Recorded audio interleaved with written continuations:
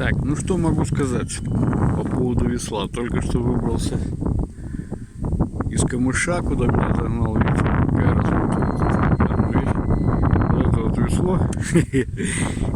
Вот так вот я его закрепил сейчас. Это отличнейшее устройство. Обычное байдарочное весло. Вот. Отлично. И плыть вперед можно, и назад, и в камышах удобно. Так что, ребята, рекомендую.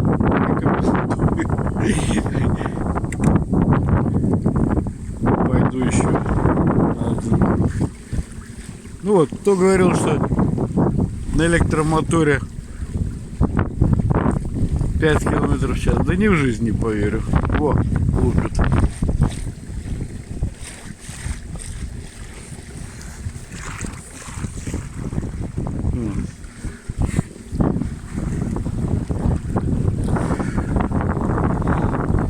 Его обычный аккумулятор нормальный за 100 баксов, новенький.